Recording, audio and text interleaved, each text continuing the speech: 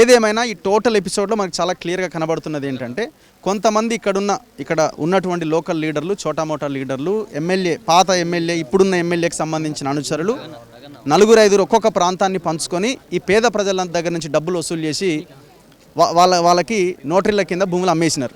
10 లక్షలు, 12 లక్షలు. దాదాపుగా ఈ 5-6 ఎకరాల పరిధిలోనే దాదాపు ఒక 300 ఇళ్ళకి 50 కోట్ల బిజినెస్ చేసిరు వీళ్ళు. 50 కోట్ల బిజినెస్. మరి రంగనాథ్ కానీ రేవంత్ రెడ్డి కానీ ఎవరి మీద యాక్షన్ తీసుకోవాలి? ఆ దొంగలందరినీ లైన్లో నిలబెట్టాలి. పర్మిషన్లు ఇచ్చారు అధికారులు. ఇందులో వీళ్ళ దగ్గర నుంచి డబ్బులు తీసుకొని 10 లక్షలు, 12 లక్షలు, 15 లక్షలు తీసుకొని ఎంఆర్ఓ దగ్గర నుంచి, ఆర్డీఓ దగ్గర నుంచి, పోలీసుల దగ్గర నుంచి మొత్తం అందరికీ ఎవరికి కానీ పంచిపెట్టారు. ఇందులో మరి వివేకానంద కూడా ఈ పాటికి రావాలి ఇక్కడికి. ఎందుకు వస్తలేడు? రావాల్సిన అవసరం ఉంది కదా. ఎంపీగా ఉన్నప్పుడు వడ్డీర సంఘం అందరం వెళ్తే అక్కడ మీ పక్కా మీ ఇల్లు మీరు అక్కడే కట్టుకొని నేను హామీ అని చెప్పేసి మాకు భరోసా ఇచ్చాడు. ఈ ఫోటోకినే చేయండి మీరు.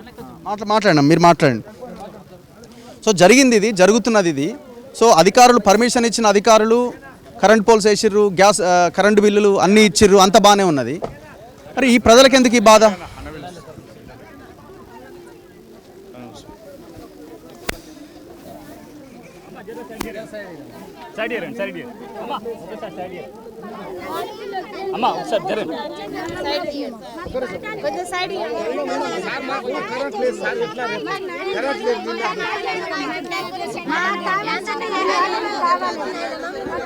కాదు ఇప్పుడు వీళ్ళకి పవర్ కావాలి. ఇప్పుడు కరెంట్ ఇప్పుడు మీతో మాట్లాడి నేను కూడా మాట్లాడతా వాళ్ళతో.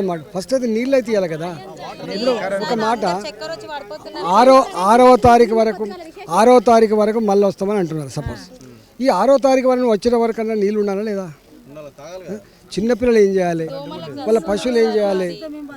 ఈ జంగాలన్నీ లేకపోతే పురుగు పూసి ఉంటాయి కదా, చచ్చిపోతే ఎవడు బాధ్యత? అసలు మనుషులమేనా? మీరు మొత్తం చూసిండ్రు. నేను మాట్లాడతా.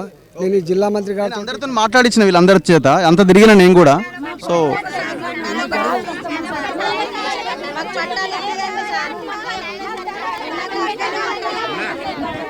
ఇది పరిస్థితి. కెమెరామెన్ పాషాతో రఘు, మన తొలివేలు.